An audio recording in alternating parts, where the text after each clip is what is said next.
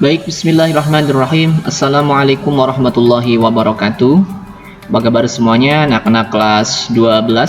Hari ini kita akan mengadakan pertemuan secara online dalam pembelajaran pendidikan agama Islam dan budi pekerti, tepatnya di kelas 12 semester 1. Materi pertama adalah terkait dengan berpikir kritis dan demokratis. Sebagai seorang manusia, tentunya kita harus berpikir kritis, tidak mudah menerima informasi atau apapun sebelum melakukan verifikasi.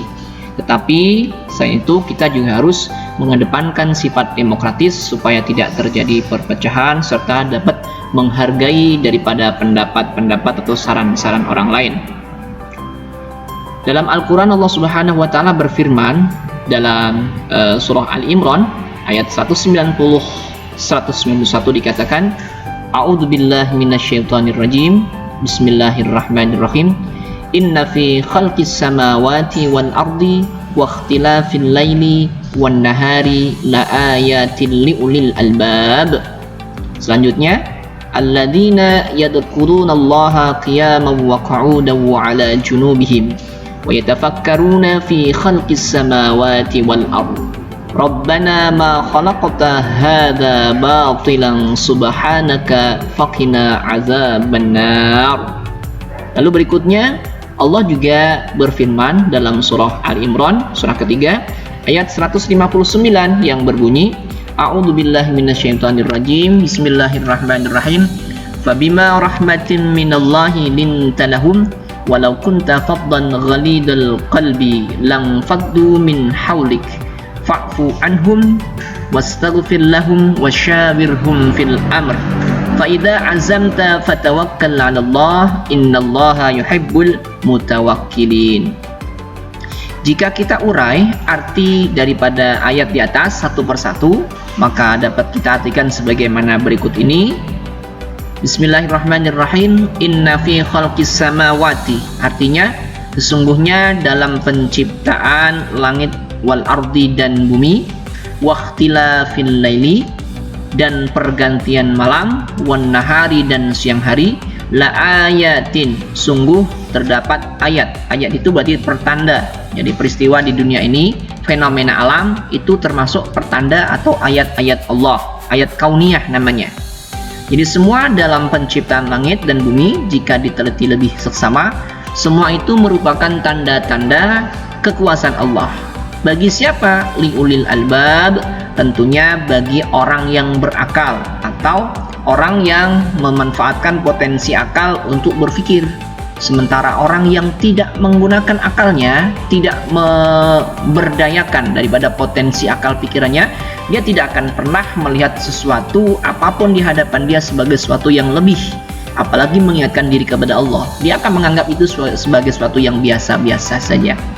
Selanjutnya, alladzina yadhkurunallaha. Siapakah orang-orang yang cerdas itu?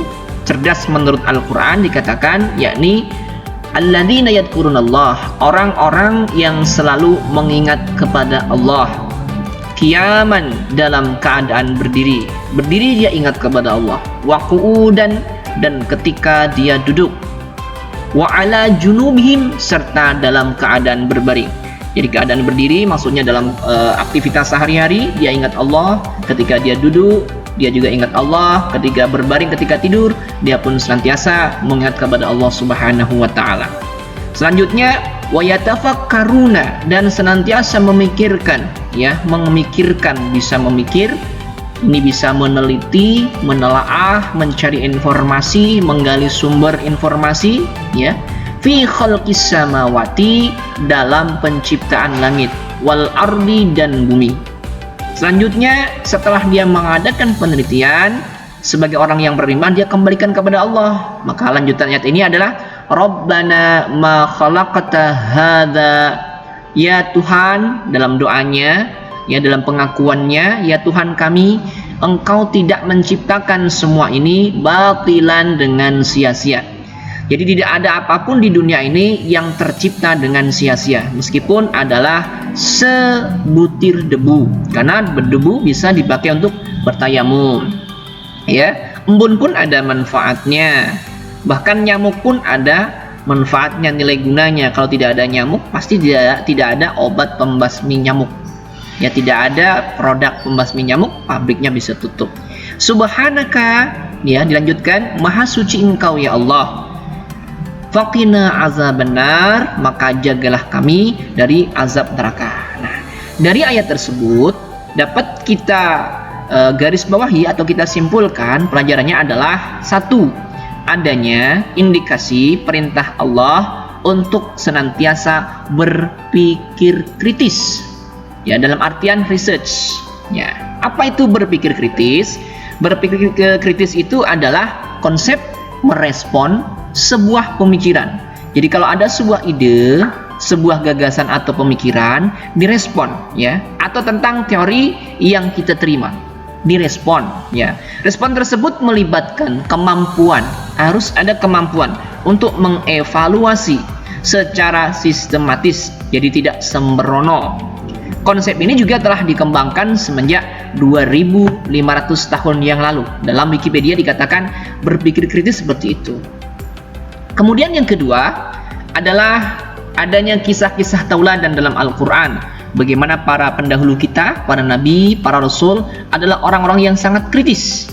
Bagaimana mereka tidak kritis? Tentu, ini ada kisah Nabi Ibrahim alaihissalam mencari Tuhan. Nabi Ibrahim adalah mungkin, ya, yang kita kenal seorang abal anbiya, bapak daripada nabi. Nabi Ibrahim itu melakukan perjalanan spiritual untuk mencari Tuhan. Pertama-tama didapatinya lingkungan keluarganya bahwa mereka menyembah berhala, ya. Kemudian Nabi Ibrahim tidak puas, mengatakan bagaimana mungkin sebuah berhala terbuat dari batu, kayu dan sebagainya, patung, dijadikan Tuhan sementara dia banyak kekurangan. Lalu berjalanlah Nabi Ibrahim mencari Tuhan, bertemu dengan bintang, disembah bintang. Apa kata Nabi Ibrahim berikutnya? Ketika bintang itu kemudian terbenam kalah dengan cahaya bulan, wah, ini yang lebih berhak menjadi Tuhan. Nabi Ibrahim kemudian menganggap bulan sebagai Tuhannya. Kemudian berakhir pada matahari karena bulan kalah terang dengan matahari. Ternyata matahari pun akhirnya terbenam oleh waktu. Sehingga Nabi Ibrahim melanjutkan perjalanannya dan mendapatkan petunjuk dari Allah Subhanahu wa taala, diangkat menjadi seorang nabi dan rasul. Selanjutnya ada juga sebuah kisah yang menarik, bahwa ternyata ya, baginda Nabi Agung Muhammad sallallahu alaihi wasallam, nabi dan rasul kita, tauladan kita, ketika beliau itu bangun di malam hari, beliau selalu mengucapkan istiqomah, ya, membaca sebuah bacaan inna fi khalqis samawati sampai selesai tadi. Artinya Nabi Muhammad adalah orang yang tidak malas berpikir. Bahkan dalam ketika beliau bangun tidur saja, ya, ucapannya begitu kritis, begitu researchman, ya. Jadi beliau bukan orang yang malas berpikir, ya. Diberikan akal, diberikan otak, kemudian tidak digunakan, tidak seperti itu. Nabi Muhammad adalah orang yang sangat kritis. Ya, terbukti dalam ucapan bangun tidur saja itu selalu mengingat ayat-ayat tersebut. Ya, inna fi khalqis samawati wal ardi wahtilafil laili wan nahari dan seterusnya tadi.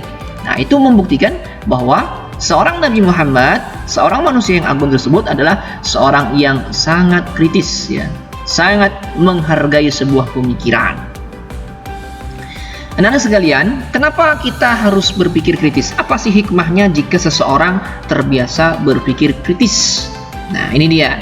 Yang pertama, jika seseorang terbiasa untuk berpikir kritis, tentunya dapat dengan mudah menangkap makna yang tersembunyi dalam penciptaan semesta raya. Tidak ada sesuatu yang mubazir, hanya orang-orang yang meneliti yang mendapatkan manfaat akan suatu benda. Misalkan ada tanaman yang masih liar atau sejenis spesies fauna yang belum diketahui. Dengan adanya pemikiran kritis, research dan sebagainya, kemudian diketahuilah, ya, hasil-hasil jurnal penelitian itu dapat mengungkap sisi makna yang lain, manfaat dan guna yang lain. Itu yang pertama. Yang kedua, kalau sudah demikian tentunya dapat memanfaatkannya untuk kemaslahatan umat manusia. Apa yang telah didapatkan, ilmu pengetahuan atau teori-teori yang baru di bidang sosial dan sebagainya, dimanfaatkan untuk kemaslahatan, untuk kebaikan, bukan sebaliknya, ya. Lalu semakin tertantang untuk melakukan penelitian. Orang yang sudah tergandrungi atau orang yang sudah sekonyong-konyong bahasanya sudah ketagihan untuk meneliti dengan pengetahuan, tentu akan terpancing dengan pengetahuan-pengetahuan lain, hal-hal lain yang belum diketahuinya. Nah, ini akan merespon, ya, akan memancing dengan riset-riset yang lainnya, sehingga ditemukanlah alat, teori, atau bahkan teknologi-teknologi mutakhir. Berikutnya adalah semakin mengagumi dan bersyukur atas anugerah Allah Subhanahu wa taala. Ternyata di muka bumi ini, yang baik yang ada di daratan, di lautan, di langit, bahkan di dalam tanah atau di bawah lautan, ternyata banyak sekali ya nikmat Allah Subhanahu wa taala yang sangat luar biasa. 3 hal yang terlibat dalam pembentukan kemampuan berpikir kritis. Apa itu? Yang pertama, pemahaman berpikir santun. Untuk setiap permasalahan, setiap ada masalah harus mengedepankan pemikiran, ya, komunikasi, ya, pada rentang pengetahuan yang dimiliki olehnya. Jadi tidak kemudian diselesaikan dengan kekerasan, tidak, harus dengan pemikiran. Lalu yang kedua, yang berperan dalam pemikiran kritis adalah adanya pengetahuan serta keingintahuan. Jika tidak ada rasa ingin tahu, tentu orang tidak lagi mau berpikir secara kritis, apalagi timbul pengetahuan-pengetahuan yang baru. Lalu, kemampuan yang lain untuk menerapkan kemampuan berpikir. Selanjutnya, ada kemudian 8 karakteristik dalam berpikir kritis. Ya. Apa saja termasuk kegiatan berpikir kritis itu? 1. Ada namanya kegiatan dalam merumuskan pertanyaan. Untuk membuat sebuah pertanyaan, melemparkan pertanyaan, harus ada keterampilan khusus. Karena barangkali ada orang yang punya pertanyaan, tapi tidak bisa mengungkapkan pertanyaan. Dalam mempertanyakan sesuatu, ada rumusan yang jelas. Itu dia. Yang kedua, melakukan pembatasan masalah, supaya masalah tidak melebar dalam ilmiah. Ya, kalau orang membuat penelitian, jurnal, skripsi, itu ada pembatasan masalah, jadi titik fokusnya terang. Ya. Lalu menguji data yang diperoleh. Apakah teori atau pengetahuan yang ada sudah sevalid? Apakah sudah 100%, 90%, 70%, dan seterusnya. Lalu menganalisis berbagai pendapat yang bias. Dipisahkan, kalau dalam orang belajar ulumul hadis itu ada namanya hadis sahih. Ya, sahih berarti bisa dipakai, ada namanya hasan, bisa dipakai, kemudian ada namanya dhaif, lemah, ada maudhu, palsu. Ya, ini bisa dipilah, ya. Selanjutnya adalah menghindari pertimbangan yang sangat emosional. Tidak boleh emosional. Seorang pemikir tidak boleh emosional, harus lapang dada. Lalu menghindari penyederhanaan yang berlebihan. Selanjutnya mempertimbangkan berbagai interpretasi serta toleransi ambiguitas. Selanjutkan berikutnya, demokratis. Ya, dalam bab berikutnya dalam satu slide ini adalah tentang demokratisnya. Sebagaimana kita tahu bahwa Indonesia adalah negara yang menjunjung tinggi demokrasi berdasarkan kepada Pancasila, 5 sila, ketuhanan yang Maha Esa sampai dengan sila kelima. Nah, perlu adanya sikap demokratis untuk dapat mengawal, untuk dapat mewadahi, merangkul dari berbagai etnis yang ada di Indonesia. Karena di Indonesia ini ratusan bahasa daerah, ya, banyak sekali suku-suku yang ada, puluhan daripada provinsi-provinsi, bahkan banyak juga provinsi-provinsi yang baru lahir. Jika tidak ada kedemokratisan, maka akan terjadi perpecahan. Allah Subhanahu wa taala berfirman dalam Al-Qur'an, dikatakan, A'udzubillahi minasyaitonirrajim. Bismillahirrahmanirrahim. Fabima rahmatin minallah, maka atas dasar rahmat Allah, lintalahum, engkau bersifat lembut terhadap mereka. Walau kunta faddan, dan engkau berlaku keras kepada mereka, andai engkau berlaku keras kepada mereka, walidal qalbi, dengan hati yang keras, lan faddu min haulik, sungguh mereka akan meninggalkanmu. Fa'fu anhum, maka maafkanlah mereka. Fabima rahmatinullah, maka atas dasar rahmat tersebut, wasyawirhum, selanjutnya di sini, silakan sini, wastaghfir lahum, mintalah ampun untuk mereka, wasyawirhum. Nah, ada yang harus kita garis bawahi adalah kata wasyawirhum. Wasyawirhum fil amr, bermusyawaralah dalam urusan, dalam berbagai urusan. Ya, salah satu prinsip demokrasi kan musyawarah mufakat. Nah, ternyata ada Al-Quran, di dalam Al-Quran itu dikatakan demikian, adanya perintah Allah kepada kita untuk dapat bermusyawarah dalam menentukan sebuah kebijakan. Jadi tidak mengambil keputusan sepihak.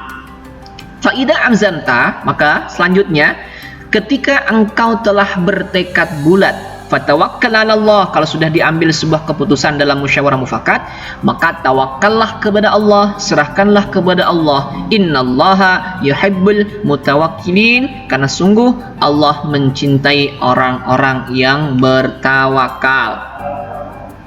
Apa itu demokrasi? Demokrasi tentu banyak teorinya, kita bisa baca daripada berbagai literasi yang ada. Demokrasi dalam Islam, apakah Islam itu adalah agama yang sangat menghargai atau menjunjung tinggi demokrasi? Kita tengok di sini. Rasulullah Shallallahu Alaihi Wasallam selalu mengajak istrinya bermusyawarah. Jadi tidak benar kalau dikatakan Rasul itu sangat otoriter. Tidak benar. Rasul juga mengajak musyawarah para istri-istrinya. Bahkan tidak jarang dengan para sahabat-sahabatnya yang ada di Masjid Nabawi. Kemudian Allah juga menyuruh kita bermusyawarah. Nah, ayat tadi jelas sekali, wasyawirhum fil amr fa idza azamta fatawakkal 'ala Allah. Nah, anak-anak sekolah bisa belajar berdemokrasi dengan cara belajar kelompok di kelas, kelompok PKL dan sebagainya. Ada tugas kelompok ya. Ini harus dilakukan dengan cara-cara yang demokratis untuk memberikan pendapat, menerima pendapat, menghargai pendapat dan sebagainya. Sebagai salah satu wadah untuk belajar berdemokrasi di masyarakat di masa mendatang. Hikmah musyawarah. Kenapa harus ada musyawarah yang menjadi salah satu pilar daripada demokrasi? Satu, orang yang musyawarah itu setidaknya akan mengurangi kesalahan dalam mengambil keputusan. Ya, satu kepala, satu ide, satu pemikiran. Ada 5 kepala, jika kompak dengan cara yang benar, tentunya kesalahan-kesalahan itu akan dengan sangat mudah diminimalisir. Yang kedua, dapat memberikan kontribusi nyata bagi semuanya lewat kritik dan saran. Semua orang berhak untuk berpendapat, maka dalam sebuah kelompok tidak boleh melarang orang itu berpendapat. Lalu terbebas dari diskriminasi. Tidak boleh ada sara dan sebagainya. Ya, semua orang berhak kok gitu. Lalu terbiasa memberikan maaf dan lapang dada. Orang yang tidak pernah berdemokrasi, misalkan tidak pernah berorganisasi, itu berbeda dengan orang yang sudah terbiasa dengan berorganisasi. Kalau di sekolah ada OSIS, ini adalah wadah untuk memberikan saran, menerima pendapat orang lain dan sebagainya. Banyak hal yang bisa didapatkan. Lalu terciptalah budaya saling memahami. Kalau saling memahami kan mudah ya. Jadi yang repot adalah ketika tidak saling memahami. Tidak satu keputusan tidak masalah. Misalkan berbeda pendapat boleh, tapi kalau saling memahami tentunya orang akan menghargai kenapa orang bisa beda-beda pilihan atau beda pendapat dengan kita. Ini dia. Syukran, terima kasih. Demikianlah materi untuk berpikir kritis dan demokratis untuk kelas 12 di semester 1. Mudah-mudahan bermanfaat. Terima kasih. Wassalamualaikum warahmatullahi wabarakatuh.